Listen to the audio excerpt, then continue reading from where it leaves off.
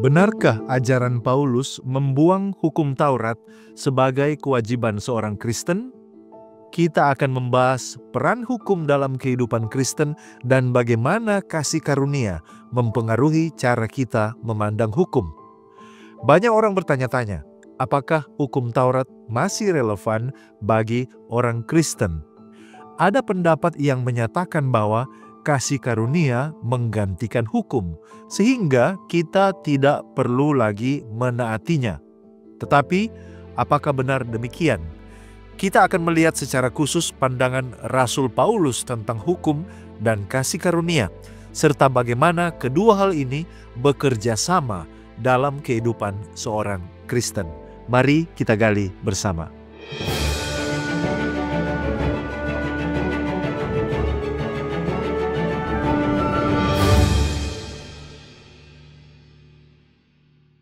Kita akan melihat poin demi poin yang dikemukakan oleh Rasul Paulus tentang hukum itu. Yang pertama, dia katakan bahwa hukum itu kudus dan baik. Seringkali ada kesalahpahaman bahwa Paulus memandang hukum Taurat sebagai sesuatu yang negatif. Namun dalam Roma 7 ayat 12, Paulus dengan tegas menyatakan, hukum Taurat adalah kudus, perintah itu adalah kudus, benar, dan baik. Ini menunjukkan bahwa Paulus menghormati hukum dan mengakui nilai dari hukum tersebut. Yang kedua, hukum sebagai penuntun yang merujuk kepada Kristus.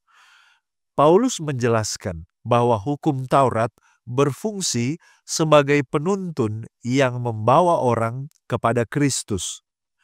Dalam Galatia 3 ayat 24 ia menulis, "Jadi, hukum Taurat adalah penuntun bagi kita sampai Kristus datang, supaya kita dibenarkan karena iman."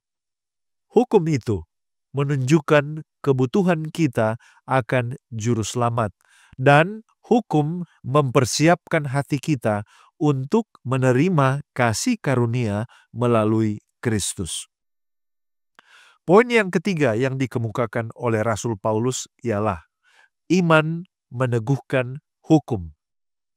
Ada anggapan bahwa iman telah menggantikan hukum, tetapi Paulus justru mengatakan yang sebaliknya. Dalam Roma 3 ayat 31, dia mengajukan sebuah pertanyaan. Jika demikian, apakah kami membatalkan hukum Taurat karena iman? Dia tegaskan sekali-kali tidak. Sebaliknya, kami meneguhkan hukum Taurat. Jadi, iman tidak membatalkan hukum, tetapi meneguhkannya dengan menempatkannya dalam konteks yang tepat dan benar. Poin yang keempat, keselamatan melalui kasih karunia dan bukan penurutan hukum.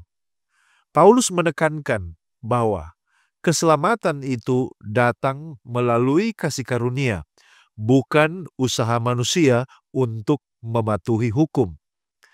Ayat yang sangat terkenal, Efesus 2 ayat 8-9 berkata, "Sebab karena kasih karunia kamu diselamatkan oleh iman. Itu bukan hasil usahamu, tetapi pemberian Allah. Itu bukan hasil pekerjaanmu. Jangan ada orang yang memegahkan diri." Jadi, hukum tidak dapat menyelamatkan, tetapi kasih karunia Allah melalui iman kepada Yesus yang membawa keselamatan. Poin yang kelima, kasih itu sebagai pemenuhan hukum. Akhirnya Paulus mengajarkan bahwa kasih adalah pemenuhan hukum. Roma 13 ayat 8-10 ia menyatakan, "Sebab barang siapa mengasihi sesamanya manusia, ia sudah memenuhi hukum." Kasih tidak berbuat jahat terhadap sesama manusia. Karena itu, dia katakan, kasih adalah kegenapan hukum Taurat. Dengan kata lain, ketika kita hidup di dalam kasih, kita secara alami telah memenuhi tuntutan hukum. Sebagai kesimpulan, jadi apakah kita masih perlu menaati hukum Taurat? Paulus tidak pernah mengatakan bahwa hukum tidak relevan. Sebaliknya, ia menegaskan bahwa hukum itu kudus dan baik, bahwa kasih karunia tidak menggantikan hukum, tetapi menempatkan hukum itu di dalam konteks yang benar. Melalui kasih karunia, kita mampu hidup sesuai dengan hukum, bukan untuk mendapatkan keselamatan, tetapi sebagai ungkapan kasih kita kepada Allah. Mari kita terus belajar dan meneguhkan iman kita dengan memahami bagaimana hukum dan kasih karunia bekerja bersama di dalam kehidupan Kristen. Sekian dari saya, mari kita menggali firman Tuhan untuk memperluas wawasan dan mengharapkan terjadi pertumbuhan kerohanian. Jika Anda diberkati dan dicerahkan oleh pembahasan ini, silakan bagikan video ini kepada orang-orang terkasih.